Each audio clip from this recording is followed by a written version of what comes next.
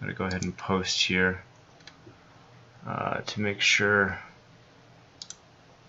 I can show everybody the link. You can see my desktop, that's fine. I don't have any accounts on here that have anything to do with money, so you know, you can even check. The last movie I was watching was The Barn. It's a horror movie. Nothing too exciting. You can look at my email. Ooh, I had a copyright claim on my Punky Brewster Lost Episodes show, and it got released. That's all my private stuff exposed. Alright, and let's go here and go to Facebook and post that I am now live streaming. I think it's actually live streaming on the wrong channel. If I'm correct, it's live streaming on my Scott Ackerman channel, which is really annoying. Yeah, it is.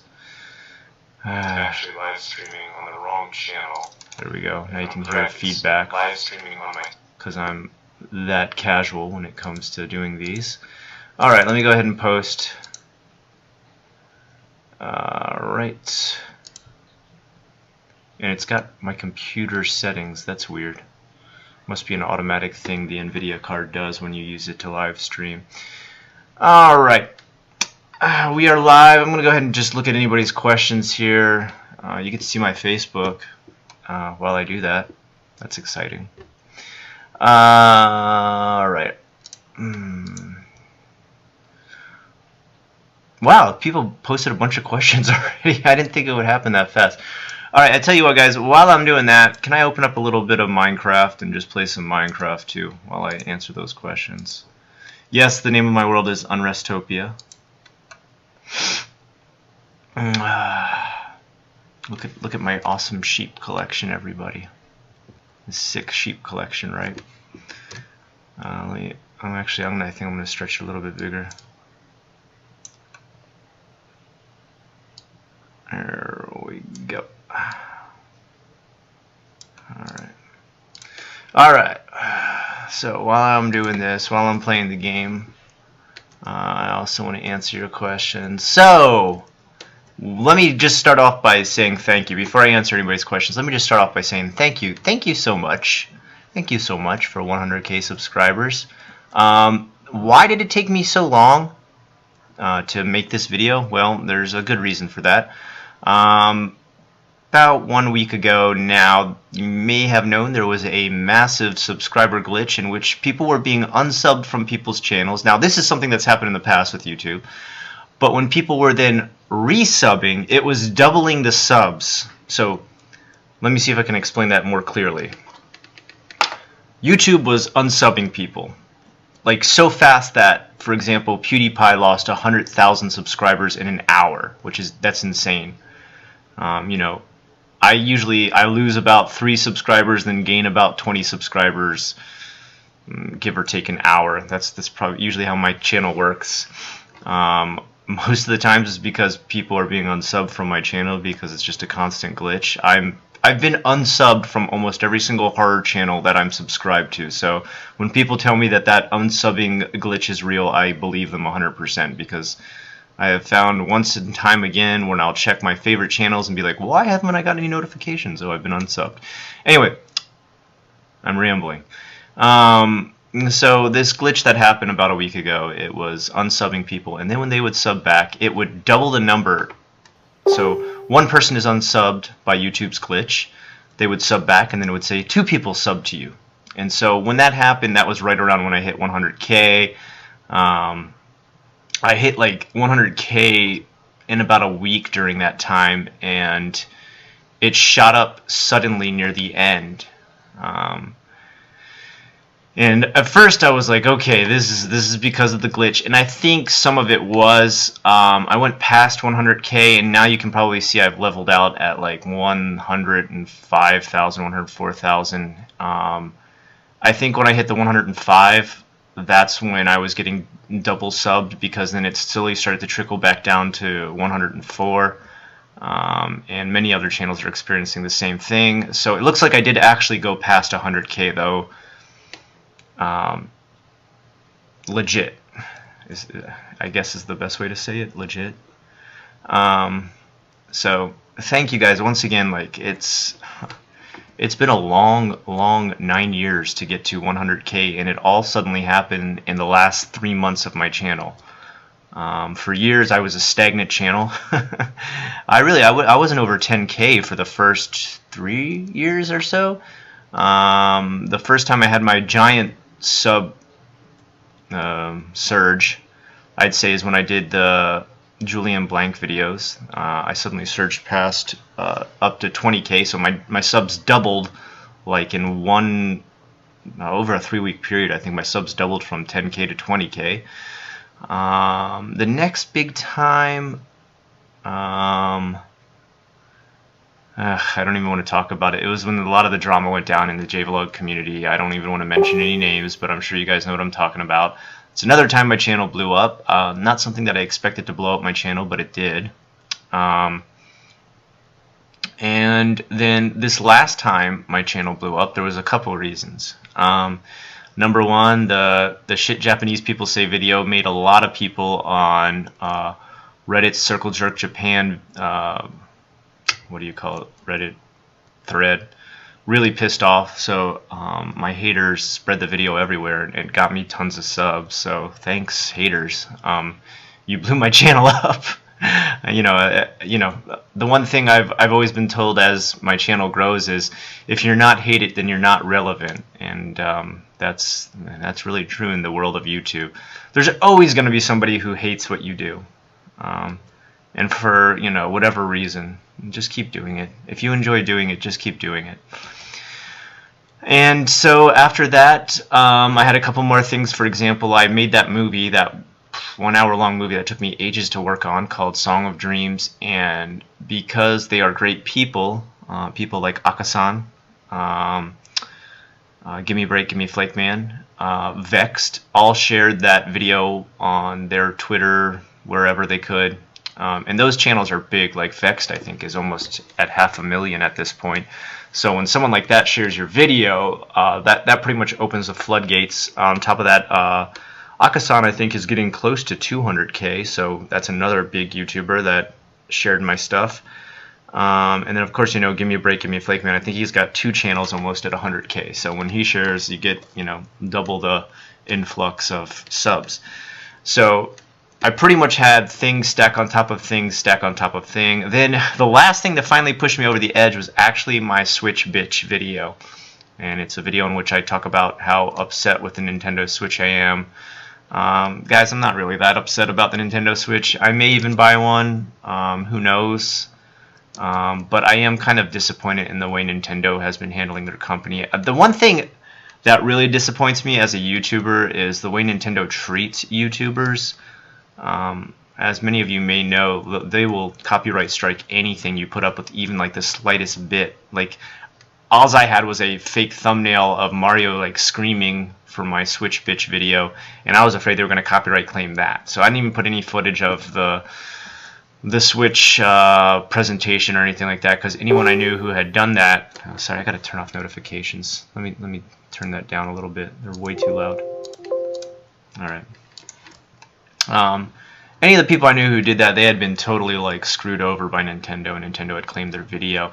On top of it, Nintendo tries to offer their own program for you to partner with them, but they take 60% of anything you make from the videos, and you only get 40%. Now, guys, I don't know if you understand how unfair that is. YouTube already takes 45% of what you make on videos. All right, we don't make a lot. Like, if you think I'm making anywhere near something that I could live on, you're crazy. Like, this month I'll be really lucky if my views max out. Maybe I'll make $128 for the entire month. Now, I don't know about you, but I can't live off of $128 with 2 kids and a wife and a mortgage and a small business that I'm paying for all at the same time.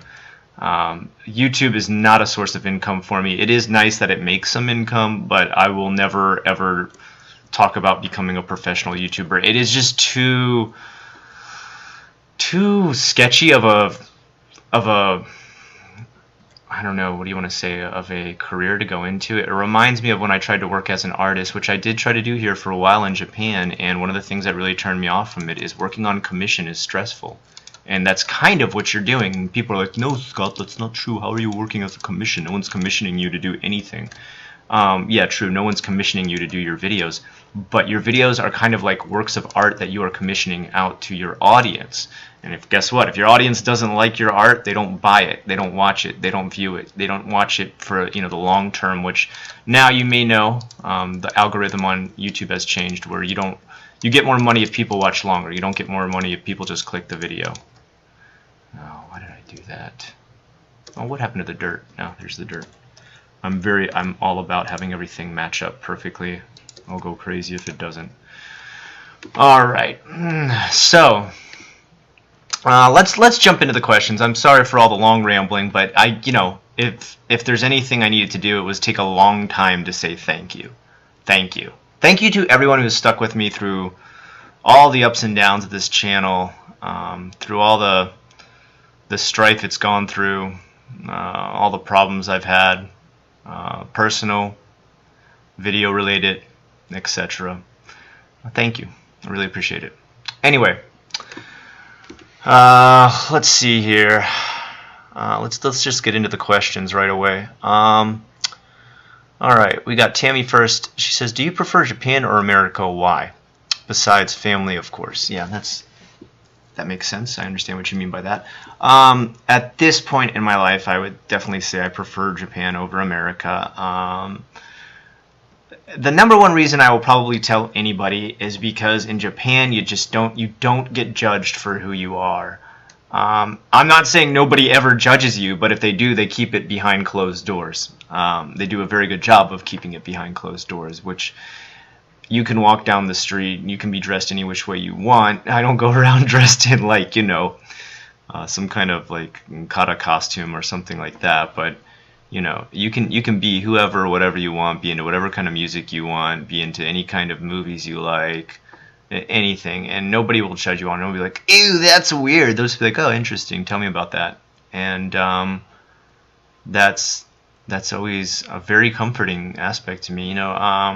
I guess I'll be quite honest that I was judged quite a bit in high school for liking all the horror stuff I did. I got called gothic all the time, Satanist, because I went to a Catholic school. They'd say, "Are you a Satanist? Are you gothic?" Which, I mean, no, I don't. If I don't believe in God, I don't believe in Satan either. So that's a really ridiculous question to ask. Gothic. I liked Skinny Puppy, so maybe I was gothic. I wore a lot of black then, and I wear a lot of black now, but I don't really consider myself gothic. I'm not going around with any kind of like makeup or anything on, or I'm not really in any gothic bands. So, but in Japan, see, that wouldn't even come into question. No one would be like, "Are you gothic? What, are you a Satanist?" Like, they'd just be like, "Oh, I like your style." That's about it. And that's what I love about Japan. People who like what you do or what you are into or what you wear will just come up and tell you that. They'll say like, "That's really cool. I think you look cool like that. I like what you're wearing." The people who don't like it don't say anything to you. The real true believers of the rule: if you have nothing good to say nothing at all. All right. Colt is next. How is the current job market for English teachers right now in Japan? It's still good. I mean, it's going to get better and better as we get closer to the 2020 Olympics. I don't know if you remember with Beijing when they had the Olympics, English jobs just like sprouted left and right. I mean, they already had a decent amount of English jobs out in China, and there still are now. But when it was getting close to the Olympics there, English schools were popping up left and right, and people were desperate to take lessons. Even if they could just volunteer at the Olympics because they had taken English lessons, they were willing to pay, an arm and a leg to take lessons. So I think you will see as we get closer and closer to the Olympics here in Japan, you're going to see more and more people want to take English and more English jobs open up.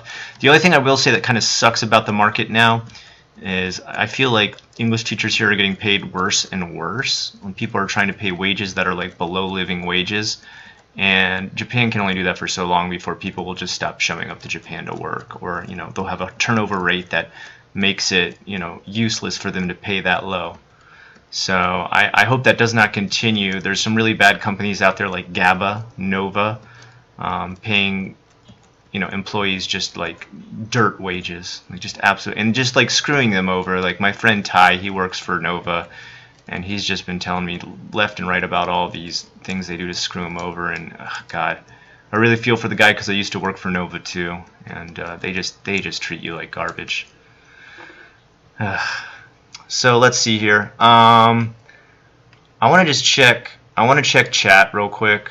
Let me just check chat to make sure everybody says they can hear me okay. Thanks for answering my question. All right, no problem, dude. Right. Let's see here. Okay, so all right, doesn't look like anybody's saying anything. Can't watch the stream now, but okay. Okay. Just making sure I was coming in okay. Yep, seems like everybody's pretty happy. Scott Ackerman channel. Let me just turn up the volume real quick. Yeah, it is. See how it sounds. Oh, why does the volume also open up? Love that. You love that feed. All that feedback there. There you go. You like that? It's really fun, right? Okay. Sorry for the echo and the annoyance. That was just me checking to make sure my sound's okay. Sometimes you get like 30 or 40 minutes into a stream and then you realize later that your sound was garbage the whole time. I'm gonna bring the computer a little bit closer. If I am talking too low though, let me know. Okay. Let's see, is anybody? Yeah, okay. Sound is perfect. Thank you, Rumbleseed. Rumbleseed? No, Rumbleseed. I just totally made up. Rumbleseb. Okay, I'm not going to try it anymore. I'm done. I'm sorry. Thank you for telling me about my sound, though. Okay. All right, Tammy asks next, how is your school coming? I was actually going to do a big update video on that, and then I started to get work on the 100K video, and then I decided I didn't like what I was working on with the 100K video. Thank you. And so then I procrastinated even more. The school is opening very soon. As you guys probably know, March is when the year switches over, the fiscal year in Japan. So that's when you're going to see it open. That's why I'm getting a little bit of free time now, but really, God, it's been packed. God, it's been insane. Some of the hardest things that I never even expected to happen while opening a school is the hardest aspects are making a flyer for your school that you would hand out and advertise with. That wasn't really something I was like, you just make a flyer. But you have to be so specific about the things you say. I've had my flyer critiqued and looked over and rewritten a bunch of times by showing it to other people who own successful schools. And they're like, no, you don't put this, you put this. And then my website too, which I've got to give a big shout out to my friend Jordan, who's working on it right now. Yes, he's being paid to do it. I'm not just like having random viewers do stuff for free. Leafy told me it was okay to pay $20, but I pay more than $20. Yeah, that part is hard too. We've had to redo the website again and again and again because you have to put such very specific things, and pretty much the taste of the site is dictated by housewives and moms who work as full-time parents, and sometimes the things they request are a little bit odd. For example, a lot of them complain that I had too much English on my English school site, which almost all of it was in Japanese, but I put an English translation on all the Japanese, like a subtitle below it, so that if any gaijin customers want to send their kid to a school to learn English, they could. But apparently some of the moms were really intimidated by that. They're like, oh my gosh, there's way too much English on your site. And I was like, oh really? It's an English school, so I thought it'd be okay. And they're like, no, I can't. I'm confused which one I'm supposed to read. And it's like, well, you can't read one of them, right? You can't read the English, so just read the Japanese. That's what it's there for. But no, that was too scary, so I had to take it off. Sometimes some of the things they say, I think I'm kind of like, what? Just don't. But you're not the customer, and unless you are like a mom with a child, which I am a dad with a child, and I'm a full-time working dad, so my situation is very different. Plus I look for English first, I don't look for Japanese, so my outlook and perspective is different. So I should go by their perspective because they are my customer and not my own. So that's the hardest things right now I'm dealing with the school. Finishing up the website. I'm also hiring a company to put flyers in people's mailboxes. I did not know you do that. You always see these companies doing that, putting flyers in your mailboxes, which is actually, it's pretty annoying. I'm not going to lie. And now I'm going to be one of those people who put flyers in your mailbox. And you hire a company to do that, and they literally ask you how many you want put out there, and you pay by the thousand. So we're going to litter the neighborhood with my flyers. Lovely. Way to go, Scott. Save the earth. Let's see. Lewis says, hey, Scott, hope to find you in high spirits and your family as well. I was listening to one of your videos, and you touched on the subject of schooling. Hold on. I got to pause the game to see more. Okay, what's this? Subject of schooling and how tough it is in Japan in terms of public schools. As someone that would eventually move to Japan, potentially long term, first I'd try it out. I'd love to hear your take on better ways to educate children there. Perhaps this is JFAC worthy. I've read private schools are quite expensive, and since you do have 2 small children, you might have some valuable input on it. Just a suggestion, I would surely watch it if you made a video on that subject as well. Greetings. Yeah, I have in the past. I've made videos on the education system in Japan. Let me just say that, like, there are parts of Japan where the education system is still great. Like, it's still spectacular. For example, the reason I live in the area I do is because the public school system here is known for being excellent, like absolutely outstanding. Like, a lot of kids here end up going to Tokyo University, which, if you don't know, is like the Harvard of Japan. So the worst place in Japan, and this isn't me being opinionated, this is literally statistics. The worst schooling in Japan happens in Okinawa. It's something like 0.1% only end up going to Tokyo University or any other prestigious college. Apparently that's the lowest form of education in Japan. And my personal opinion, and this is not something that's based on statistics or anything, this is just a very subjective opinion, is that the reason a lot of schools are doing poorly is because of monster parents. Parents who see their child as an investment and not a human being want their investment taken care of in a way that does not prepare it for the real world. In the real world, when you screw up at your job, your boss yells at you, or you get fired, or you get reprimanded. But they do not want teachers to do this at school when kids mess up. They're like, no, why would you yell at him? You know, he's just a child. Well, yeah, he's just a child, but he's a child who's growing up into an adult world where he will be yelled at. And a problem we're seeing here in Japan now is that because these parents are stopping teachers from yelling at their kids, like to the point where they're like threaten to sue, or like, you know, get them in huge trouble with the school board, or get the police involved even sometimes, which is absolutely ridiculous. Get the police involved for someone yelling at your kid. They are, you know, now the teachers are starting to refrain from that. They're just like, you know, the parents are like customers now, and the customer is always right, and we have to treat it that way. You know, like, I've been told things like, you cannot remove a kid from the classroom even if they're totally disrupting class, because that is taking away like what the customer is paying for. And so the problem you're starting to see is like all the kids who disrupt class, or, you know, have nothing but bad things to do and say, are, you know, having full reign of the classroom, and not a lot of great education is getting done. I've seen classrooms where kids literally just sit there and throw paper balls at the teacher, and the teacher just kind of tries to get through their lesson, mumbles through a lesson, faces the board, and you know, that's class. Has anybody learned anything? I seriously doubt it. And, you know, you ask him after, you're like, why you let yourself be treated like that? He's like, you know, I need to keep my job. Like, what can I do? If I yell at these kids, then I might get fired. Or maybe even the police will get involved, which is, it's insanity. So, you know, I really feel for the teachers in this. This is not Japan's teachers being lazy. Those poor people are working so damn hard. I mean, I really feel a lot of sympathy for the teachers of Japan. They are working so damn hard, and it's these parents who want to baby their child, who want to treat their child as an investment and not as an actual human being, are trying to make a special bubble, a safe place for these kids. And when they grow up, they're going to find out very quickly that there is no such thing as a safe place in the workplace, especially in Japan, where employers are still very, very, how should I say, old school samurai spirit. Whereas you screw up, you get yelled at, you take full blame. You may even get fired, you may be ridiculed, you may be embarrassed in front of everyone, and that's just, that goes all the way back to like Bushido teachings. You don't fuck up, and if you do, you take full responsibility for it. And when these kids get exposed to that sort of environment, which a lot of time it still exists because these ochans are still running, as CEOs. These old men are still running companies as CEOs.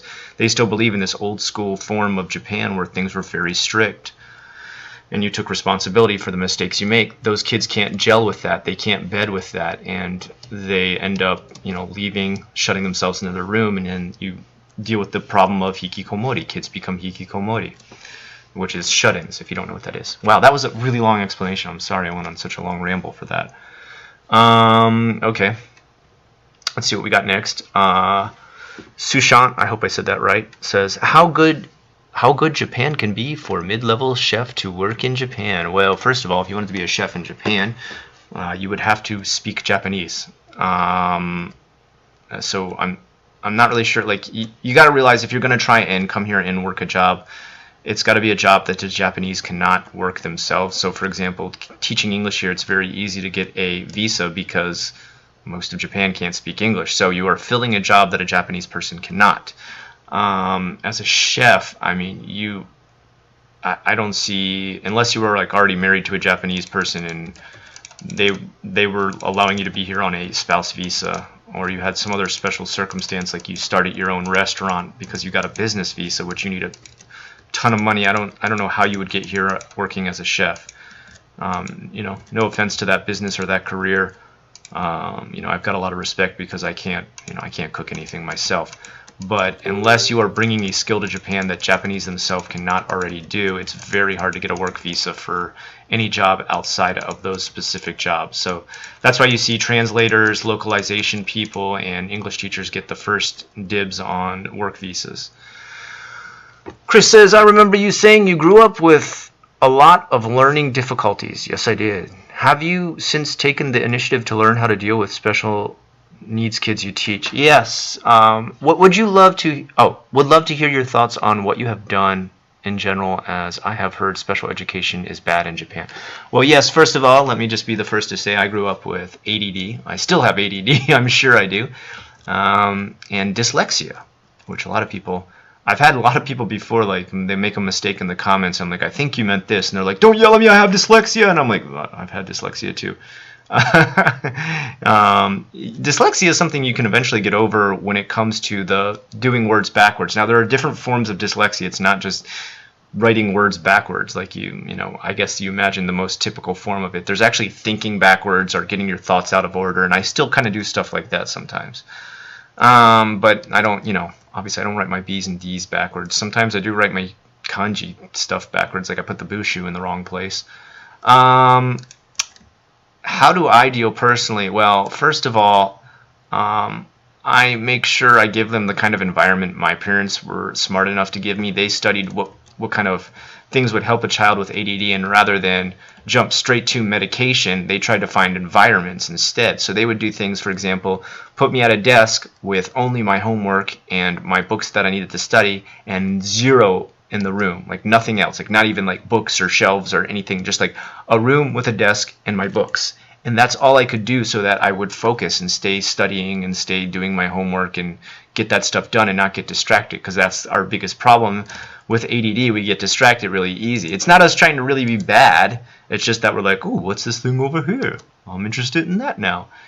And that's what I try to do for those kids. If I see them struggling to stay focused, if I see them struggling to keep their interest on a certain subject that may be a bit difficult for them, first of all, I make sure I help them solve some of the difficulties that they're dealing with.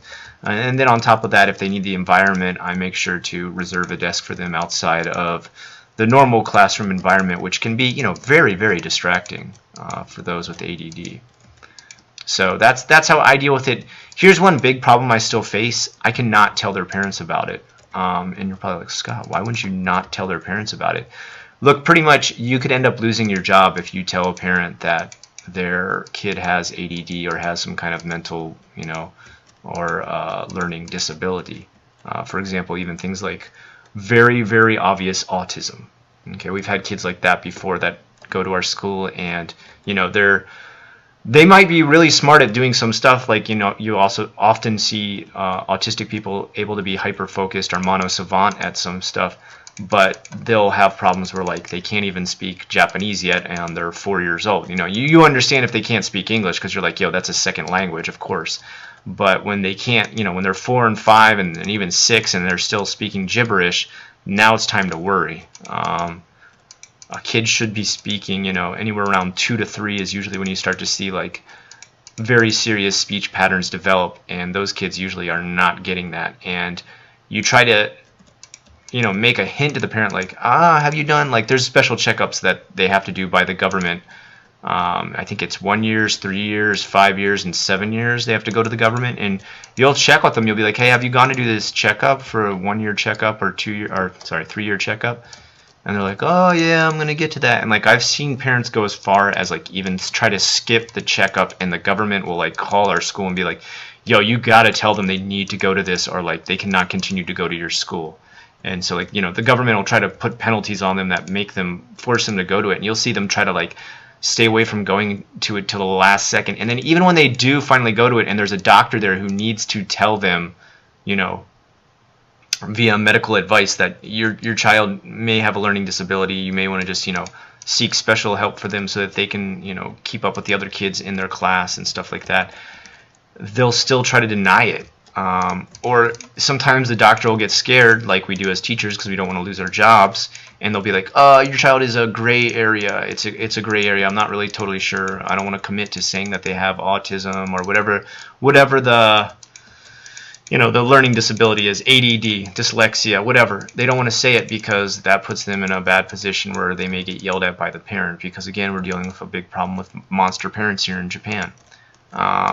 And the really sad thing is this only ends up hurting the child. Let me just tell you, as someone who grew up with learning disabilities, there's plenty of ways to correct for it. With ADD, I have a system of how I don't lose anything. We have a real big problem with ADD people. We lose stuff really easy. We lose our keys, we lose our phone, we lose our wallet. I've got a whole system for how I do it, and you can develop these systems if you get help from other people outside of you, giving you an outside perspective of yourself and saying, Scott, these are the things you're bad at. But if you don't have that kind of like medical advice or that kind of psychological help, you never learn to take a look at yourself from outside of yourself, to be self-aware and see where you can correct stuff and fix these problems and face them. And brushing them under the carpet does nothing to help these kids, and that's where I see Japan really go wrong. They're about in the 1950s as far as their development of this kind of stuff. Anyway, let's move on. Sorry, I'm going really long on these questions, but you guys deserve it. I hope I'm not boring anybody too much. Let me just check the let me check the comments real quick. Not comments, chat. Just make sure everything is going good. Hey Scott. Hey Anthony. Hey James. Hey Aaron. Hey Slushy Bake. Sorry if I say that wrong. All right. Got a bunch of people still watching. What do we got? 12 people? No, 16 people now watching. Cool. All right. Let's just keep going. Let me see. What is it? Let me see where the live stream is at. How much is the delay on it? Right. And it's got my computer. All right, let me see. Thank you. Man can't speak English, so you are filling a job that a job.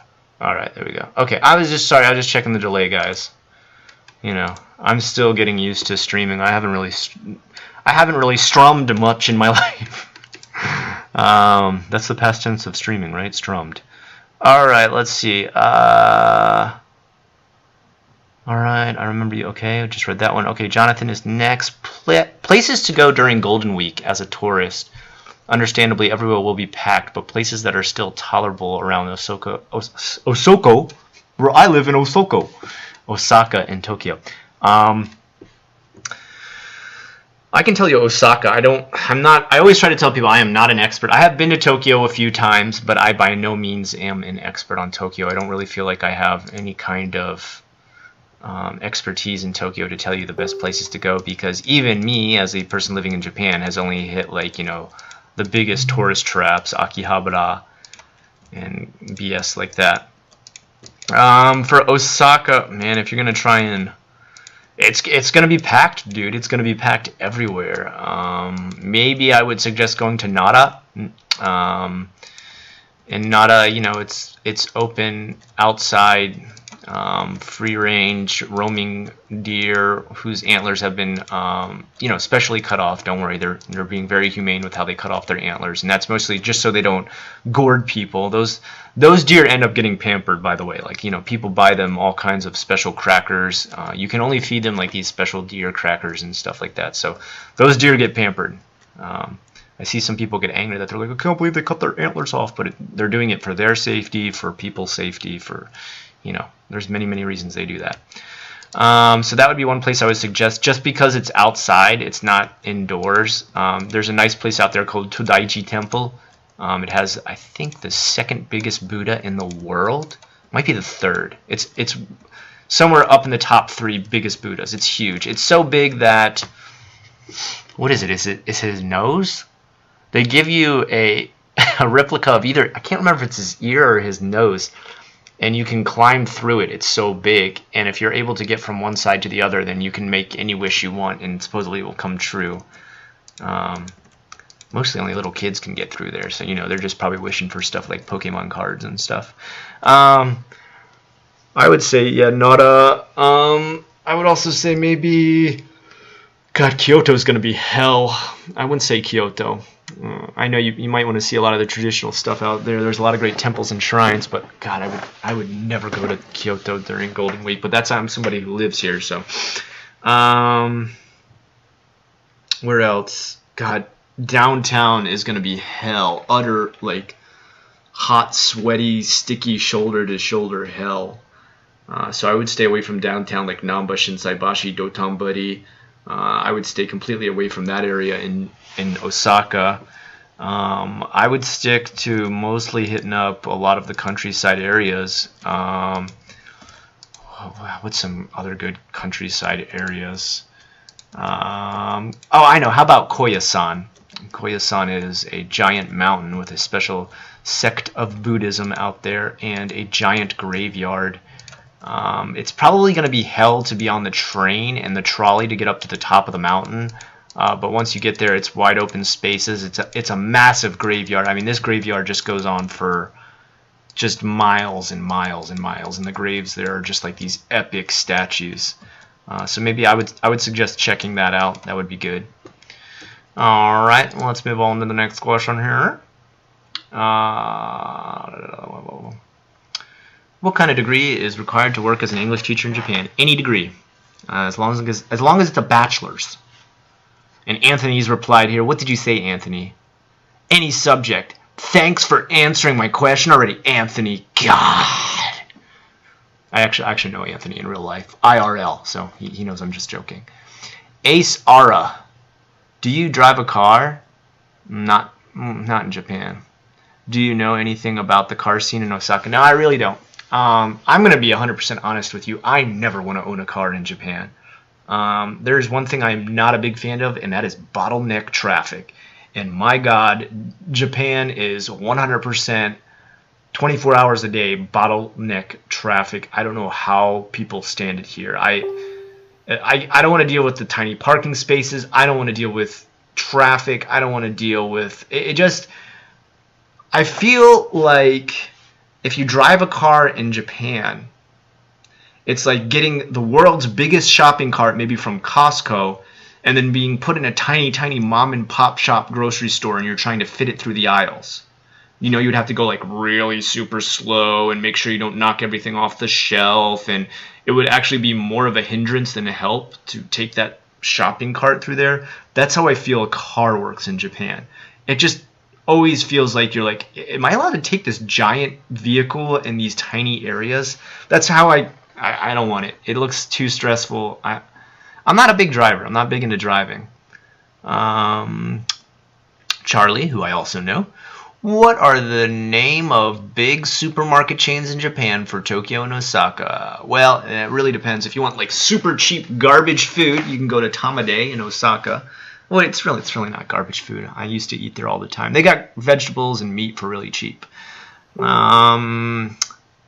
Let's see, Ito Yokudo, which is 7-Eleven's grocery store. It's usually a pretty decent grocery store, not too expensive. You can go to Kintetsu too. That's another well-known. It's also a train station too. Yes, Kintetsu, the train station, is also Kintetsu, the grocery store. Like Konami, the video game maker, also owns Konami, the gyms. Okay. Once you get to Japan, you start to realize like how much these companies actually own. For example, everyone thinks Nintendo is a video game company, but did you know Nintendo owns like $50 billion in real estate in Japan? So they're also a real estate company. Nintendo Real Estate. All right, let's see. Charlie says, "Can you order fresh foods and vegetables online?" Yes, definitely, man. It's called Co-op, C-O-O-P, or Coop, or Coop. I don't know how they've done the katakana. I've never looked, but look for C-O-O-P. They will deliver everything to your door. Joe says, "I'm deciding which ALT job I want. So far, I have an interview for both Jet and Eon." Which one would you recommend? Jet, like 100% over Eon any day. If you can get Jet, you know, tons of people apply to that job. I remember hearing about something like when I tried to apply to Jet before I left for Japan. This was back in 2007. There was something like 3,000 applications to go up against. So I just was like, nah, forget it. I'll go with Nova. That way I know for sure I'm a sure win in. And of course, yeah, I got in because you don't need to be a great teacher to work for Nova. You don't need to be an amazing teacher to work for Jet, but you need to impress them in the interview. I've heard things like you should know like a little bit of kanji already. It's like you've got to be this fine balance of very Western, but also very understanding of Eastern practices. Jet treats you the best. Jet is the cream of the crop job. They will pay you the highest. They will give you the most time off. I think they even pay for your apartment while you're there. The only thing that sucks about Jet is a limited time job. I think you can only work it a max of 3 to 5 years or something, and then you can just no longer work it ever again. So there's no such thing as long-term employment with Jet. Whereas Eon, I guess, I mean, as long as you're happy with it and you want to work there forever, they'd probably let you work there forever, which you wouldn't want to work there forever. I think Eon treats their employees pretty well, though. I've never really heard any big complaints about Eon. It's one of the few companies that seems to keep its ears pretty clean, its nose pretty clean, and its you-know-what pretty clean. So I think, you know, if your second choice is Eon, that's not a very bad second choice. All right, let's continue. Let's see. David says, "Any advice for vegetarians and vegans in Japan?" My advice would be you better ask what everything is cooked in, because a lot of times Japan will cook stuff in all different types of animal oils, and they won't tell you about that because they don't really think that's like a big deal. So I guess if you're really, you know, strict about that, be careful. But I just heard somebody talking. Maybe that was outside of my apartment. I don't know. That was weird.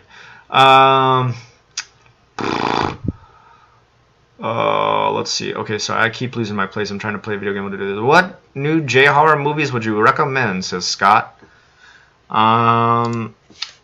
What new J-horror? Man, J-horror has been bad. It's been real bad recently in Japan. Oh man, I have not seen anything very good here recently. I try to keep up with it as much as possible. Mostly I've had to stick to like Korean stuff. Like I think the most recent Asian movie I saw was Handmaiden, which is a Korean version of the Victorian book called The Fingersmith. A really well done movie, by the way. You guys should definitely watch that. Beautiful, beautiful movie. Okay. New horror in Japan. There really has been nothing recently. The most recent one I can think of is what is it? Ring versus Grudge, and that was horrible. That was bad. I was not impressed by that. Some people said they really liked it. Bloody Disgusting gave it like 5 stars. I don't know why. I feel like sometimes Bloody Disgusting gives like Asian horror a ton of leeway when they rate them. So go figure. Whatever. I saw the horror movie recently. Oh, Haunter. That movie was pretty good. It's not really scary, but the plot was pretty decent. It was just called Haunter. It's a very recent 2016, I think. What else did I see recently? I saw some really bad ones. The Barn. That was really boring. God. You know, everybody talking about Split being a great horror movie. I thought it was okay. I was not super impressed by Split. I mean, it wasn't bad. It was by no means bad. Like, it was enough that it kept my attention and I wanted to see what happened to the characters. But I mean, I don't know. Like, people were like, "You are going to be blown away. It is McAvoy's most amazing opus." And I was just like, "All right, this is all right. This isn't that bad." But I'm not like, nothing hit me from that movie that I was just like, "Damn, my mind is shaken." Okay, like, there's nothing about it like that. So I don't know. I'm sorry, I'm going to let you down there. I let you down. I don't have anything good for you to watch. If you want to check out some other Asian horror that's good, that's not Japan, though, check out The Wailing. It's Korean. And Train to Busan. It's a really good Korean zombie movie, which I'm pretty burnt out on zombie movies, and this one was still good. All right. Suni says, how do Japanese people feel about Trump? I think they're like really... I think Trump for them is how we look at Japan for their stuff that we think is kind of wild and crazy. I think, and I'm not saying Trump is wild and crazy. Please, don't quote me on that. And someone's going to screen capture that, and then now I'm going to get all kinds of hate. I think they do feel like what he's doing is very blunt and extreme. I'm not judging if it's good or bad right now, okay? Like, this is not what I'm here to, like, put any judgment on. But you have to admit some of the things he is doing are not what traditionally has been done in the presidency, which is pretty much nothing. Nothing has ever been done, really, it feels like. And so I think they're surprised by some of the big sort of movements and, I guess, just the different things he's announcing and the laws he's making, and I think they're pretty astounded by that. I think one thing though I see a lot of hypocrisy on is Japan like really surprised by this new, barring certain people from coming to America, this new law that's being put into order. Like, Japan's done this for ages. So I don't know why. Like, they made a big deal about that when that happened, when Trump's like, "I'm not letting these certain people into America anymore." Like, they're like, "Oh my God, can you believe he's doing this?" And it's like, yo, Japan, you've been doing this for ages. Like, that's why you're still all Japanese. I mean, I'm not hating on you for doing that, but last year I think Japan left in a total of something like 13 refugees, and America left in 3,000. So, and again, I am not judging either one of those countries for what they're doing or how they've handled that. I am merely commenting on what has actually happened. Look at the amount of refugees Japan has taken in and how many refugees America has taken in just 2016, and you will see a massive, massive difference. And that's why I'm saying I'm really surprised Japan is like, "Oh my God, I can't believe Trump is doing this." It's like, yo, Japan, you've been doing this for ages. Shut up. If anybody has no room to speak, it's you. Let's see. Caroline says, "I was wondering about pet culture in Japan. I don't recall you mentioning having pets in your video. I have a cat who's actually being borrowed. I don't know. He's staying at my sister-in-law's place just because I guess she gets some kind of like what do you call that? Like pet therapy from the cat. The cat makes her feel really calm, and she's going through a stressful time. And I also had a dog, and the dog died. Because it was just old. It was like 17 years old. It was a dachshund that was 17 years old. It just died from old age. And let's see, getting a pet, I've heard animal shelters don't really exist. That's true. Getting a pet here is kind of ridiculously expensive. You would really need to like look up a special deal. Yes, you can hit up Craigslist in Japan, so I would suggest doing something like that. For example, let me just give you an example of how insane prices are on pets. If you want to go buy a cat, yes, you go and buy cats in Japan, which for an American, that's insane. We see cats in the newspaper for free all the time. You want to buy a cat, a tabby cat, all right? you're looking at probably about $2,000 to $3,000. I've seen them as high as $9,000. Like, what? Why don't I just buy a car instead? It eats less. Like, you know, I'm all for people having pets. You know, do whatever you want with pets, but I am not really for people overcharging for them. I guess, okay, wait, hold on. Her comment goes bigger here. Taking care of pets. Are pet boarding places common? Yeah, they are. For example, where do dog owners take their pets when they're on vacation? I think they usually a lot of either pet stores or actually vets here in Japan. I know for a fact because I've left our pets at the vet before. Have, you know, kennel areas for that. A pet hotel. I guess that's the same thing as a vet's place. Yeah, vet office. Yeah, that's the way. One of the weirdest things. Well, I don't know if it's weird. It's kind of a sad thing actually. Is every year. Okay, so Japan offers, and you guys are going to think this is really inhumane, but there's a good reason they do this. Japan offers cremation or incineration of pets if you don't want them. And guys, that means they incinerate it if it's still like got a long life ahead of it. They, you know, they put it to sleep first. Of course, they don't freaking light it on fire while it's alive. But they incinerate, you know, they put it to sleep and then they incinerate the body because in Japan you always get like incinerated. But they've got a free place where you can drop off your pet and do that. And apparently every year after Christmas is finished and a lot of people get new pets, 3 to 6 months after that, they have a massive influx of pets that people want put to sleep and incinerated. And they're like brand new pets. That's messed up, dude. So that's something I've heard about. It happens a ton in Japan. Like people get like some kind of toy dog or, you know, some cat or whatever, and they just suddenly decide they don't want to take care of it anymore and just take it to that government place to have it, you know, put out of existence. All right, let's see. I hope I'm saying that right. Ree says, where would you say in Japan is the best place you have visited, and where is somewhere you haven't been but would love to go?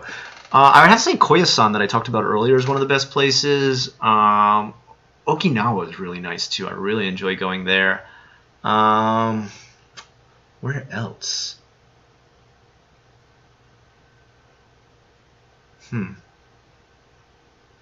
Probably I feel really calm in Okinawa because it feels like Florida. It feels kind of like home. And people in Okinawa are really nice. Like the Japanese ethos there's very low key. Like it's not so stressful. Like here in the city, man, I mean, it, you know, it can be, it's busy, it's fun that it's busy, and you know, it's grinding, but like in Okinawa, it's that island life, dude. I love that feeling there. Radley says, will you release nudes at 500,000 subs? Radley, I will do more than that. I will make an all-out porn. You know, I'm talking to some of the e-girls about that right now. If I can get in on some of this whole new, you know, porn at 1 million or nudes at 1 million. So I'm probably just going to do both. And then if there's anything else, you know, people want, you know, if they want like Unrested Pornhub, I'll make that too. Guys, of course I'm kidding. Yeah. And sex tape at 1 million. Dude, sex tape at like 200K. Who cares, dude? Whatever. Like, I'm a cheap. Okay, I'll stop there. I'm going to say something that somebody's going to record and I'm going to regret. Michael Lee says, a video on garake culture, phone culture, pre-iPhone in Japan. Wow, God. I haven't seen that in ages. Okay, if you guys don't know what he's talking about, before smartphones came around, of course you knew we had flip phones, and people would do deka denwa and or deka keitai, which is like decorated keitai or decorated cell phone, and they would add all these goddamn like little diamonds and glitter and stickers all over the phone, and like there's entire companies that opened that would just sit there and all day like take your phone and add all this decoration to it. I mean, girls would have like 30 different little keychain things hanging off of it, just the whole phone covered in diamonds, and like it was tacky. Oh my god, dude, it was gaudy like you wouldn't believe.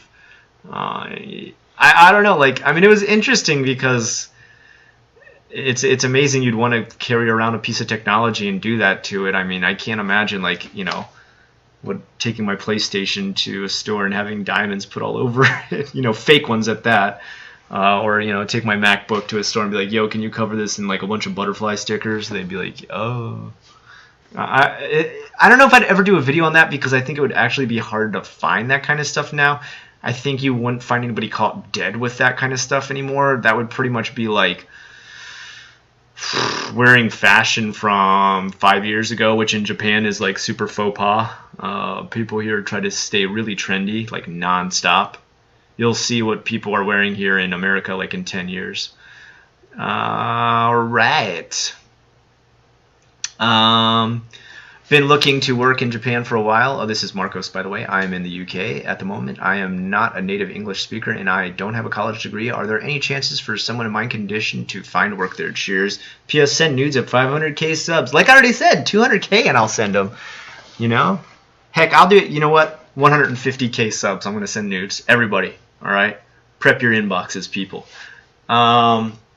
Okay, so even if you don't have the college degree, and even if you're not from a native English-speaking country, or you're not a native English speaker, you can still get a teaching job here. I've met Nigerians, Russians, Czechoslovakian, people from all over, Romania. Like they were not natural English, not native English speakers. That's what I'm trying to say. Whatever their, native tongue was, was their first language, of course. And they were able to get teaching jobs. They did not have college degrees either. Now, it was much harder for them because they had to go around a lot of red tape. And usually this red tape ends up having to be you showing how you can sponsor yourself. So if you came here and you started to work here on a working holiday visa, and then during that working holiday visa, you started to get private lessons, like you started to take on private students, and you could show Japan's immigration department that you were making enough money from that you could support yourself. And I think there's like a certain money limit they want you to make. I think it's somewhere, well, okay, actually, I shouldn't say an amount because it differs from ward to ward. So for example, if you live in Tokyo, the price of living is much higher. You're going to have to prove that you're making more. But there's a certain amount that your immigration department will ask you to show that you make to show that you can support yourself. Their biggest thing is that you are not going to use their welfare system, which Japan has a welfare system, but I mean, it's hard for Gaijin to get into to begin with, but they just want to really, really, really make sure you're not here to take government money. You're not here to milk the system, because I guess they've watched a lot of other countries have to deal with that problem. All right. Simon says, I'll be visiting Osaka for a few days in September. Any cool places you recommend? I would say Shinsaibashi, Dotonbori, Namba, Amemura. That's American Village. Aaron says, hey, Scott, what do you think about moving to Japan as an engineer, mechanical engineer? Okay. Do companies hire foreign engineers in Japan? Assuming, of course, that you're Japanese, including... Okay. How you've written this, bro. Assuming, of course, that you're Japanese, including reading and writing is also good. Yeah, I mean, like, if your reading and writing level of Japanese is at an N1 level, you could easily get a job here as a mechanical engineer, I'd imagine. You know, there are engineer jobs here for Gaijin because, you know, engineer jobs are, you know, almost every country needs engineers.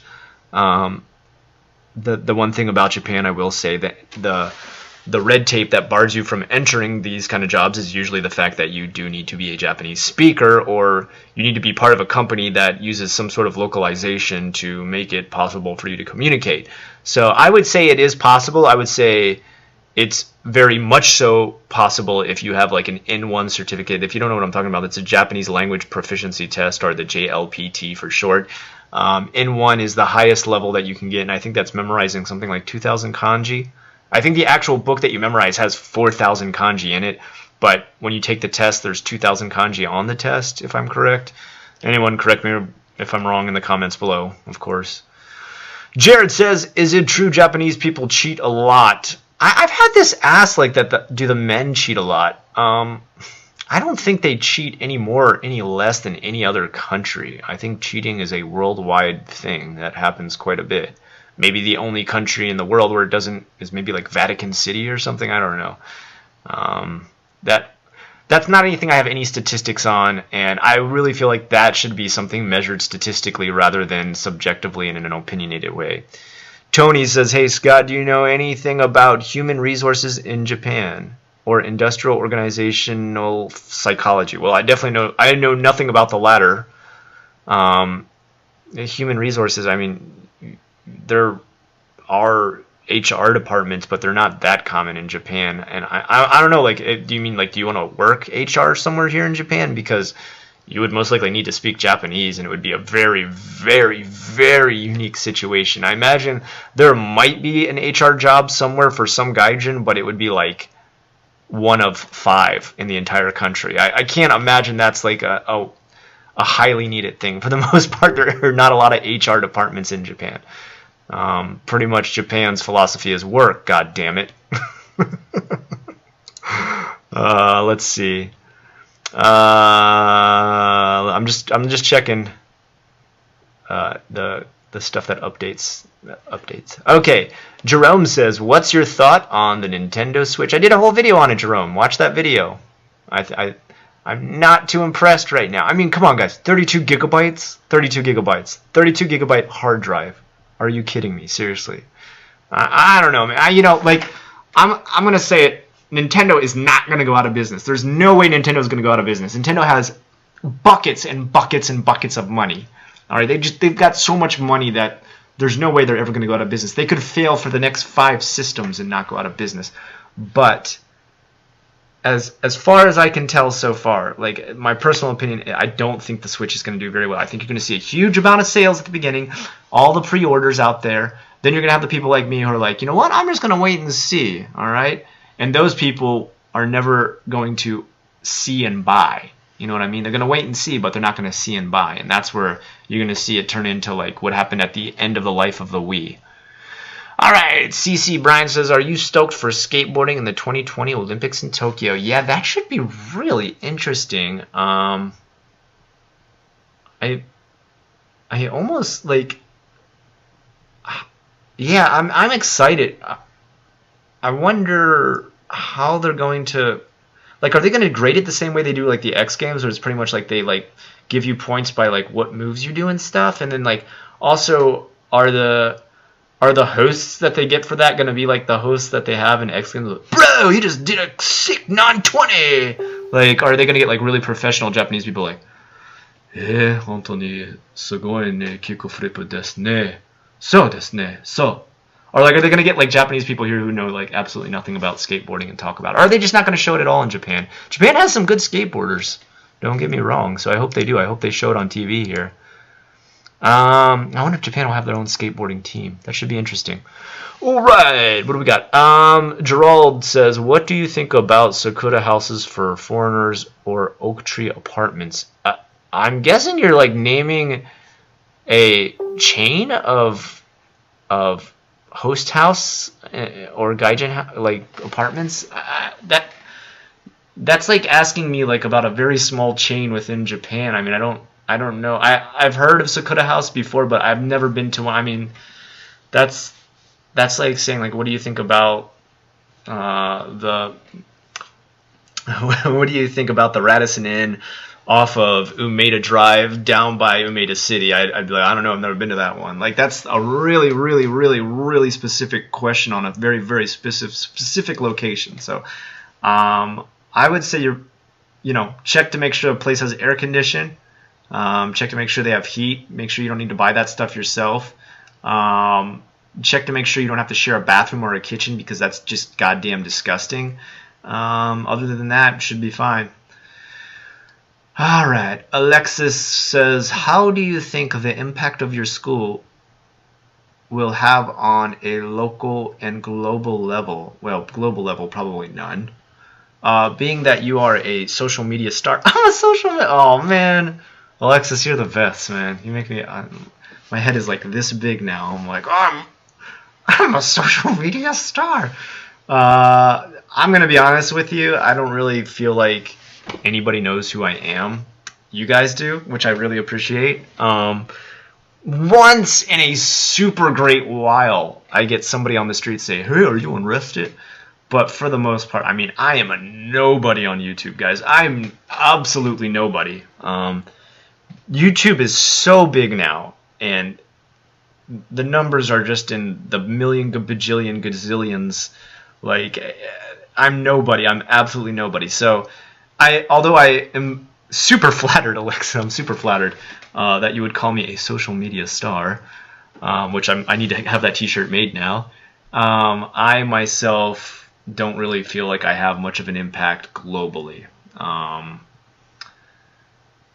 Locally, I hope that I give parents a reasonable and convenient way to help their kids learn English. I don't really see myself as making a massive impact, but one thing that I do hope to affect, and this has always been kind of a dream of mine for my company, is that if my company does really well, and if just like profit blows up and it's out of the water and I can start more than one school, I can start multiple schools, there are two big dreams I have.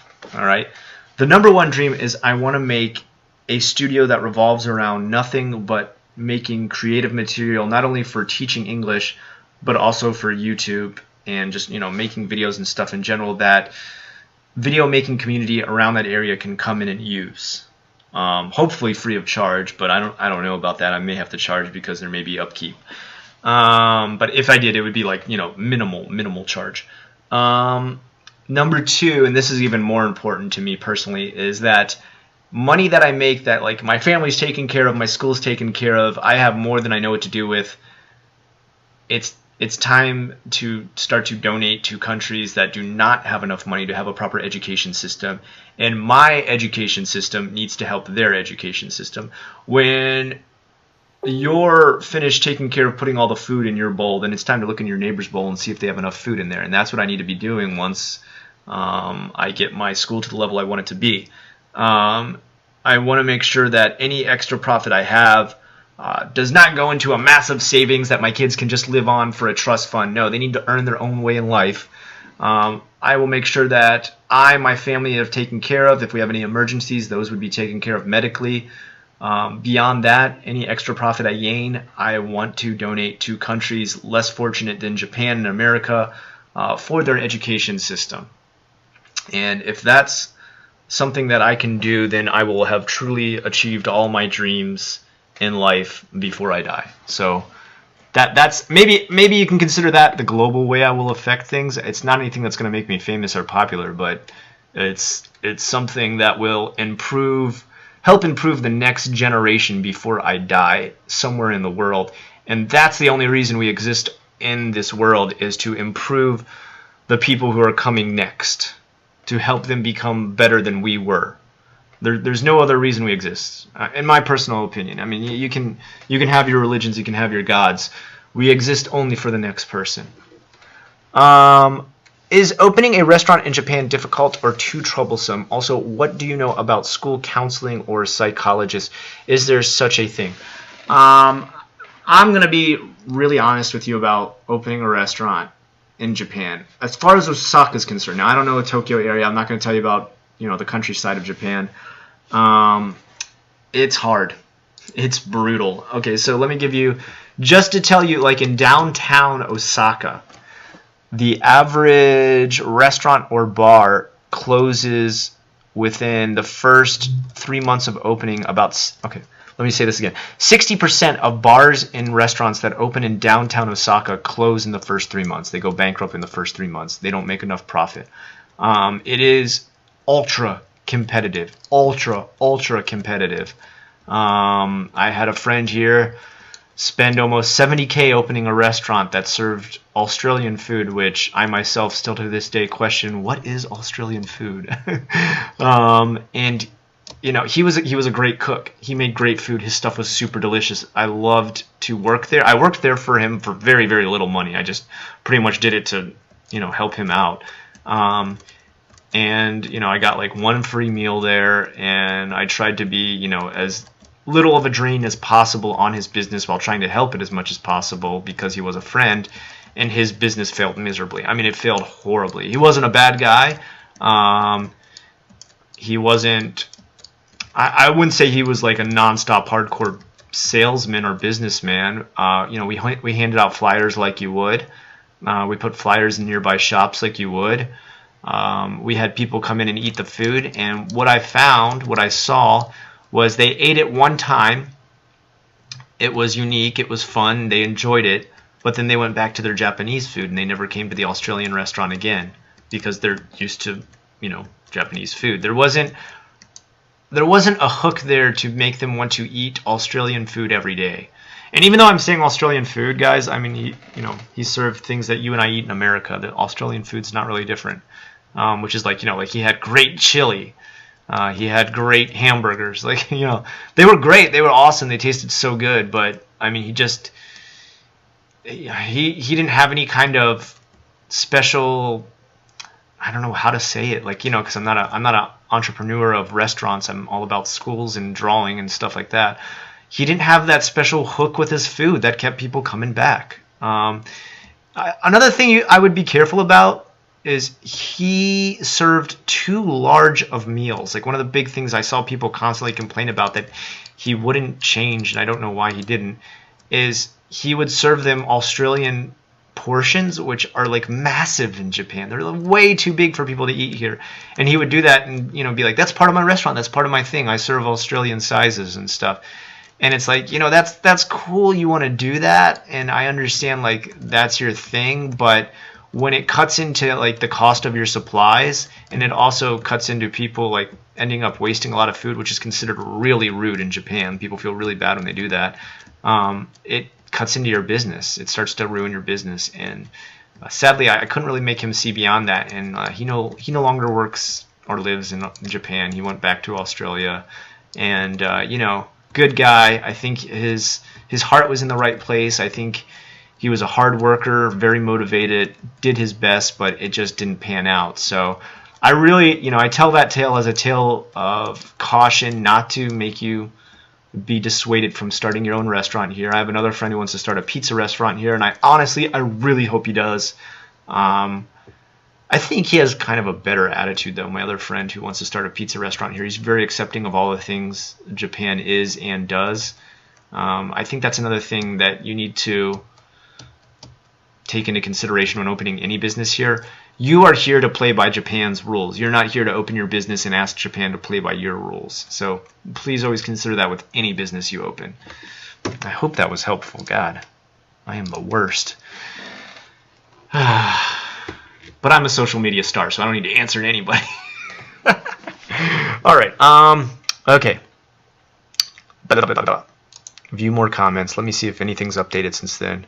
I have been going a while, haven't I? This is long.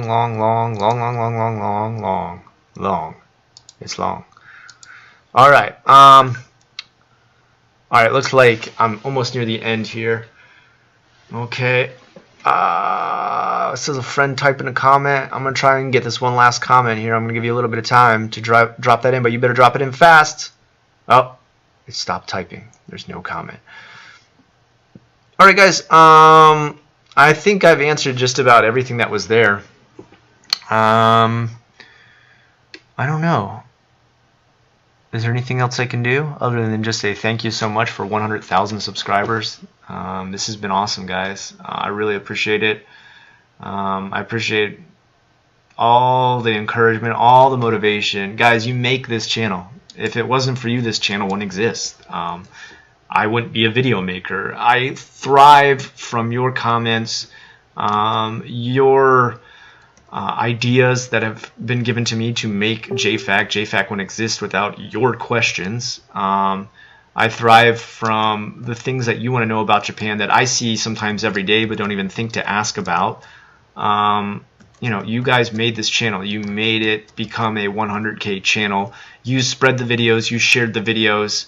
I made them, but that's only one very small part of it. As a community, we made this channel, and I will never ever forget that or take that for granted or, you know, think anything but the best of you guys for how much you've done to grow this channel. And I really want to say from the bottom of my heart, thank you for helping me reach 100K. This has been like a lifetime dream for me to be able to do this.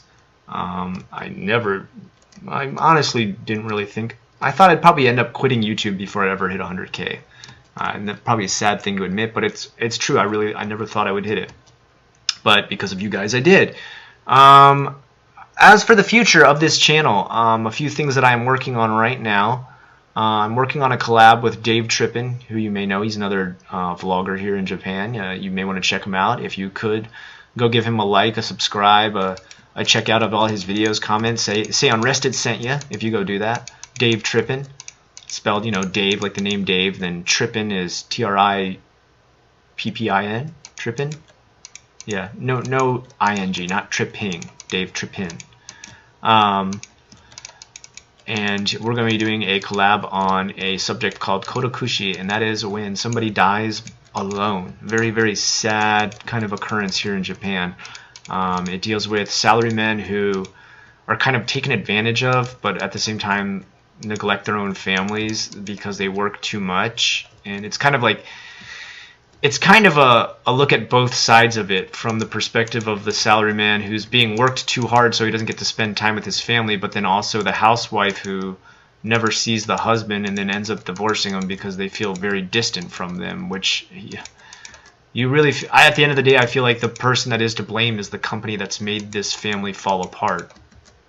And a lot of these guys end up living in apartments by themselves, alone. Most of their money gone because the wife is easily able to take it because they have a lot of kids, or a few kids, or a kid. And then they end up just dying alone. No one comes to visit them. Their kids don't like them because they never grew up with them. They never got to meet them. They were always at work. And it's super sad. It's a really sad thing that occurs more and more frequently in Japan.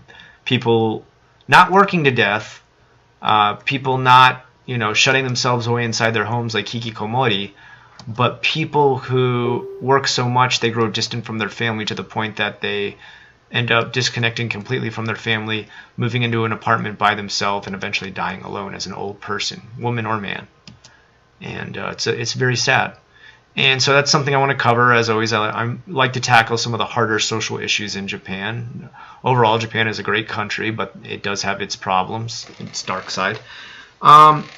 Here's something else, and maybe you won't be interested in this, maybe you hate it, but I turned my Horror Kingdom channel into just Scott Ackerman. That's what I'm on right now, this channel called Scott Ackerman. And there's a reason for that. I want to have a channel where I do whatever the hell I want. I love my Unrested channel, obviously, or I wouldn't be making this appreciation video. But one thing is, it's very limiting with where I take the direction, as far as it has to be Japanese. Almost always, if I want views, and some people are like, Scott, make whatever you want, we'll watch it. I thank you so much for saying that, but if I want views on that channel, I need to make it about Japan. Like, statistically and analytically, my YouTube has said that. Alright, if I want views, if I want people to actually watch the stuff on that channel, and I don't want to lose subscribers, I need to make my videos about something in Japan. Alright, now that leaves me open to a lot. I can make it about horror movies, I can make it about a psychological problem, I can make it about a detriment to Japan, but only staying within the boundaries of Japan is very limiting. So for my Scott Ackerman channel, I'm just going to do whatever I want. One of my current projects that I'm floating around in my mind, and don't hold me to this, if I don't ever do it, just be like, whatever, Scott, you're a flake. I want to do something called Nightmare Lab. And what Nightmare Lab is going to be is me experimenting with lucid dreaming. And not in the same ways that you see a lot of these other channels that do like ASMR and lucid dreaming, hypnosis and stuff like that. I want to see if you can hypnotize somebody into a nightmare. And then I want to see if you can hypnotize somebody into a lucid nightmare. And then I want those people to tell me about what they experienced in those nightmares. And then I want to write a documentary and film a documentary on nightmares, lucid nightmares, hypnotic nightmares, and nightmares induced by YouTube videos that are like these lucid dreaming ASMR videos. And that means, number one, I've got to start off by making one of the first nightmare lucid dreaming hypnosis videos ever on YouTube. I don't think there's any channel that has anything like that aside from Mr. X Dream, which you should check out. His channel is freaking awesome. It's such a good channel. It's so small, but the guy has these stories on there about his own nightmares that are just like epic. Like they're seriously just terrifying. The reason behind this, the reason I want to do this is nightmares are one of the few things we have left on this earth that is scary. Okay, as we get more and more civilized, as horror movies become worse and worse, as they seem to be doing in Hollywood, there's not much very scary on Earth for the modern first world, civilian. We can put ourselves in dangerous situations and enter into a fight or flight, but that's a little bit different. That's survival. I'm talking about actual primordial scares, like actually feeling like deep down horror. And that's something I rarely experience anymore, and when I do, it usually happens via nightmares.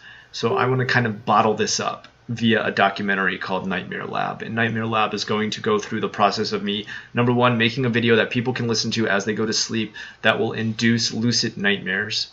Of course, it's up to people to participate in that. I'm not going to be like, you need to try this out, man. And there will be. And I will try it myself. I will put myself through this.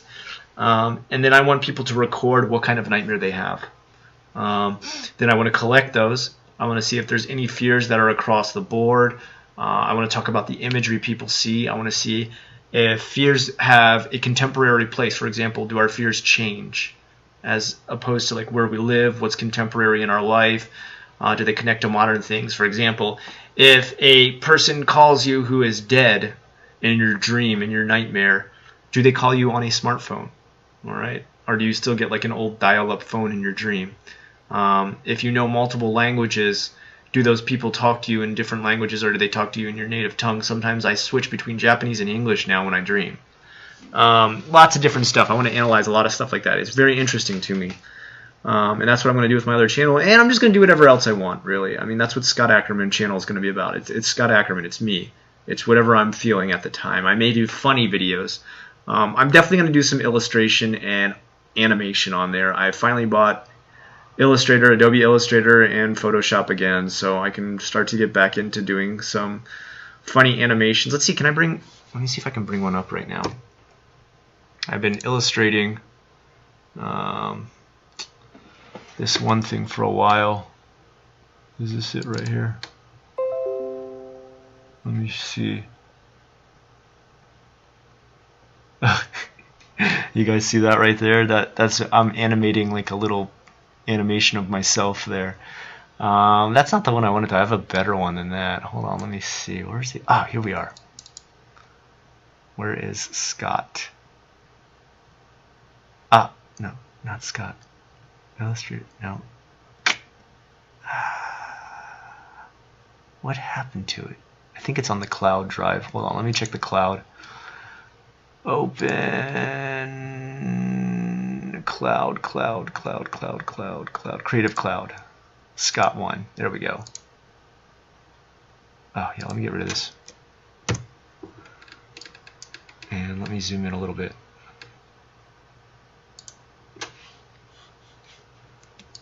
Oops. Yeah, you can see, so I've been working on some like animation type stuff here. I've been drawing this in Illustrator. I want to get into doing more animation and more illustration type stuff. I'd like to do some like speed drawings and stuff like that. Just, whatever I want to do on that Scott Ackerman channel. I feel like I don't get to experiment enough, and if I don't get to experiment, I'll never get better. And that's what I need to do. I need to constantly up my game and constantly get better for you guys who have constantly helped out my channel and gotten it to 100K. So guys, I think that's about it. I need to cut the stream here. I've been going on for probably way too long. I don't know, this is like a 2-hour stream at this point. I want to say thank you one last time. Please stay tuned. Please stay with me. I will always be making videos for you guys, the awesome subscribers, viewers, and some of you who even call yourself fans. Thank you again. I am Unrested with the questions you requested, and I need to end my live stream, but I don't know how, so hold on, give me one second.